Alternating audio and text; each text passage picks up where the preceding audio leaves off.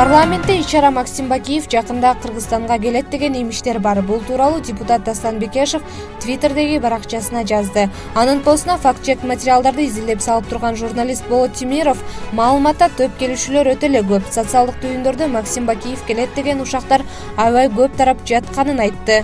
Кыргызстанда коронавирустун нигериялык түрү пайда болду. Бул тууралуу Саламаттыкты сактоо жана социалдык өнүктүрүү министри Алымкадыр Бейшеналиев билдирди. Коронавирустун нигериялык түрү жаңы эле пайда болду. Дүйнөлүк саламаттыкты сактоо уюму бардык мутацияланган формалардын симптомдору бирдей экенин билдирди. Кытайдан келген вирустун жана жазында бизде болгон штаммдардын симптомдору менен бирдей. Бирок бул штамп өтө агрессивдүү жана тез жугуштуу. Андан сырткары тез эле татаалдашып кетет. Ошондуктан биз мутацияланган формасынан коркуп жатабыз. Дарыгерлер буга даярданышууда, деди ал. Саламаттыкты сактоо министринин башчысынын айтымында 5-протокол коронавирустук инфекциянын бардык симптомдорун дарылоону камтыйт. Дары-дармектер бар. Ал эми дарыгерлер 4-толкунга даяр. 4-толкун ноябрдын аягында, декабрдын башында болушу мүмкүн. Күз-кыш мезгилинде суук болуп, иммунитет автоматтык түрдө алсырайт. Коронавирус Кыргызстанда дагы эле боло берет, деди Бейшеналиев. Ички иштер министри Улан Ниязбеков коомдук тартипти сактоо боюнча онлайн кеңешме өткөрүп, алдыдагы шайлоодо милиция кызматкерлерине саясатка аралашпоону тапшырды. Бул тууралуу мекеменин басма сөз кызматы маалымдады. Министр Улан Ниязбеков бир дагы милиция кызматкери саясатка аралашпай, ар бир кызматтын өзүнө жүктөлгөн мыйзамдуу милдеттеринин четинде гана элдин коопсуздугун, коомдун тынчтыгын сактоо боюнча жүктөлгөн тапшырмаларды так аткарууну тапшырды, деп айтылат мекеменин билдирүүсүндө. Буга чейин президент Садыр Жапаров Фейсбуктагы баракчасында мындан ары бардык шайлоо таза өтөөрүн, административдик ресурс колдонулбай турганын белгилеген. Кыргызстанда парламенттик шайлоо 28 ноябрда өтөт.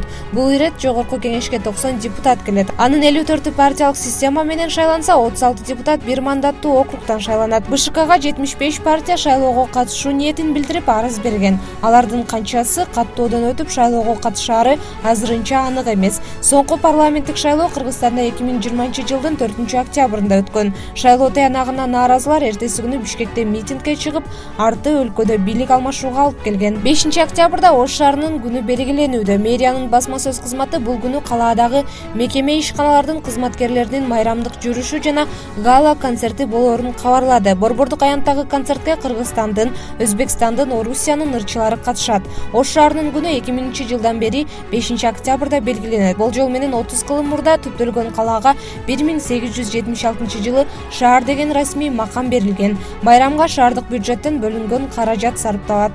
1-Май районунда Мурас Ордо конушунда 1 жаштагы наристе ажатканага түшүп кеткен. Бул тууралуу Өзгөчө кырдаалдар министрлигинин басма сөз кызматы билдирет. Маалыматка ылайык, 2020 жылы туулган наристе ажатканага түшүп кеткен. Окуя болгон жерге 5 куткаруучу тартылып, бирок алар жеткенге чейин туугандары наристенин жансыз денесин чыгарып алышкан. Кыргызстандын аймактары электр кубатын пайдалануу лимитин сактабай жатканы электр жабдууларынын ишине жана электр кубатынын кышында элге үзгүлтүксүз берилишине таасир этиши мүмкүн. Бул тууралуу Улуттук электр холдингинин маалымат кызматынан кабарлайт. Мекемеден апрелде министрлер кабинети калкты жана экономиканын тармактарын 2021-2022 жылдагы күз-кыш мезгилине даярдоо деп аталган токтомго кол койгонун эске салышты. Документте республиканын бардык аймактары үчүн электр энергиясын колдонуу жана анын кубаты боюнча эсептер бекитилип берилген эле, бирок ал сакталбай жатат деп айтылган маалыматта.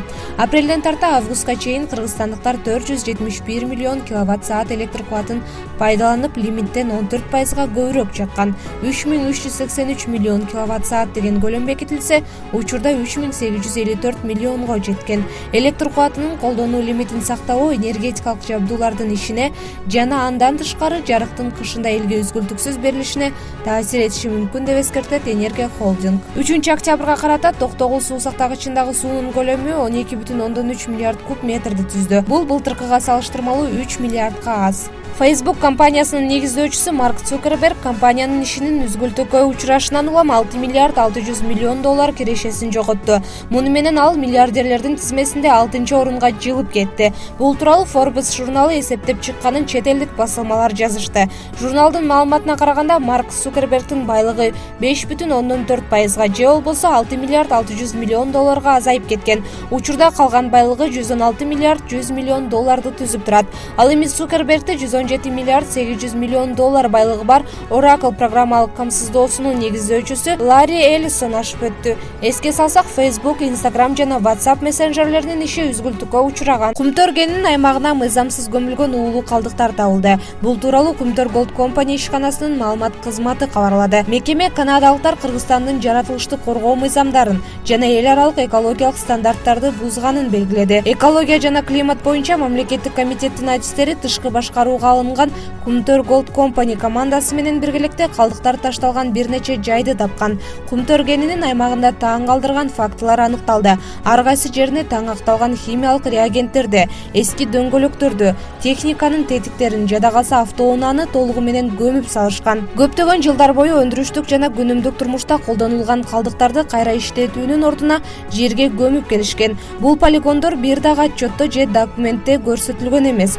Кызматкерлердин жардамы менен гана табылды. Экологдордун анализи боюнча мындай калдыктар кендин бүт тарабына көмүлгөн деп айтылат маалыматта. Экология жана климат боюнча мамлекеттик комитеттин төрайымы Динара Кутманова Центера жаратылышка жапайы мамиле жасаган деп сыпаттап, мындай иштер үчүн мыйзамда өтө олуттуу айып санкциялары каралганын белгиледи. Центера Кыргызстанда такыр көзөмөлсүз иштеген деп айтсак болот. Себеби көзөмөлдөөчү органдар толтурган актыларында 1-2 күн гана жүргөнүн жазган. Анда да Центера уруксат берген жерлер деле көрө алышкан. 2009-жылкы стратегиялык макулдашуу боюнча Кумтөр улуттук эле эмес эл аралык экологиялык нормаларды дагы сактоого милдеттеме алган. Эгер Канададагы же батыш өлкөлөрүндөгү кендерден ушундай көмүлгөн бир эле калдык табылса, экологиялык катастрофа катары кабылданып, бүт дүйнө кен казган компанияны айыптап чыкмак, деди Кутманова. Ал эми комитеттин калдыктарды башкаруу бөлүмүнүн баш кадиси Самат Шатманова эреже боюнча колдонулган металл, материалдар, дөңгөлөктөр кайра иштетүүгө жөнөтүлүшү